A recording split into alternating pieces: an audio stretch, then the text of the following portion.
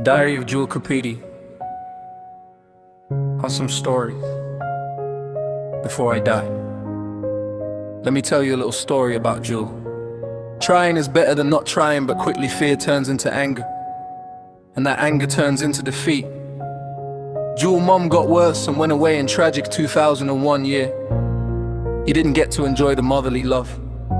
His dad quit his job to be closer to home, which he liked because he loved his dad. By 13 he started to transition, and by 18 Jewel got a little slaty, and every girl was the same. Sassy, white, married, engaged, long-term relationships, always.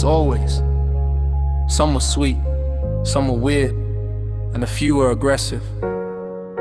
And whenever anything got too uncomfortable, Jewel would just imagine that he was really himself. This wasn't really his life, he was just a character in the book, movie or show, and neither was real, and if it was, it doesn't matter.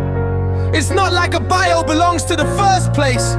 First out before he fell in love with Victoria, like hard, like really hard. Jewel knew who he was from a very early age. For as long Jewel could remember, everybody loved him. He never knew what exactly it was. He just knew he was something special, something intangible, something imaginable. They gave him compliments.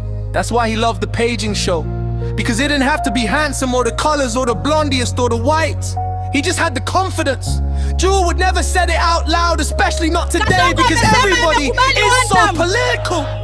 He had a thing for Victoria for a while, before he asked her out.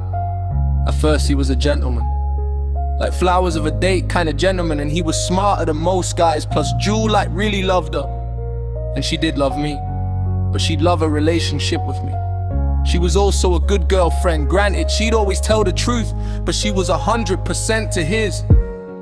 Plus, it's not like anyone could feel the fucking difference. That's the thing. That's like Jewel. They don't actually want a person. They want something they can own in poses, like sharing stone in casino. But the cool thing about sharing stone in casino was that she fucking run over De Niro, and she did the same to Jewel. Seriously, sharing stone in casino was like Victoria's spirit animal. Truth was, Jewel hated himself. He hated how his brain worked, the way it would get stuck on the foot, like choking, and it would just play in the infinite loop until he couldn't think or breathe or stand to be alive. He didn't just hate his brain though, he hated his body on every part, not just shoulders, arms, his hands, also his chest, stomach and thighs. His knees were the worst, also ankles, and a big fucking stupid feet. He hated his life not because it was bad, but because when you hate the brain in your body, it's hard to enjoy the rest. So Jewel developed a few alcohol mechanisms to need them healthy and few weed to land them in. According to Jewel, nothing in the world would come close to weed. The VTN 7x5 Vicodin. But honestly, the best thing he ever had was shisha. On Saturday evening, Jewel would woke up sick in a Mama Lucy Kibaki hospital bed with anesthesia liquid on him. He was so excited and numb at the same time, that kind of nostalgic feeling when you are drunk. For Jewel's mind was that the benefits of showing up in the hospital in the middle of the night with sick is that the first thing they do is give you something to bring down the fever and subdue the agonizing pain you are in. I know what y'all think. It's not a relapse if it's warranted, it's a whole pass.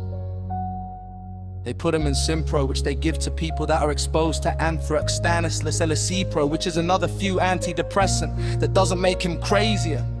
They kept there for 3 days. It's actually really nice for him as a drug addict. He loved hospitals.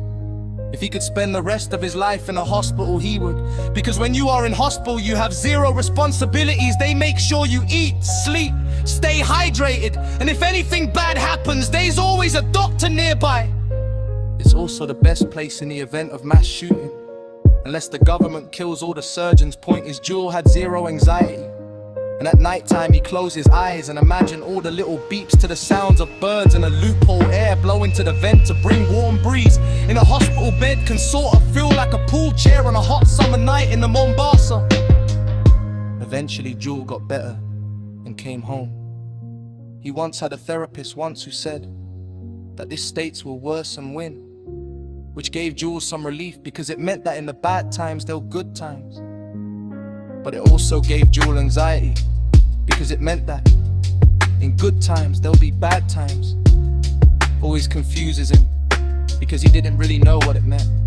but it did sound a lot common than the way he described it.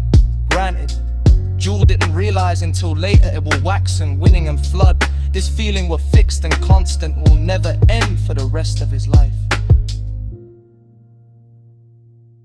Euphoria of Jewel Druver.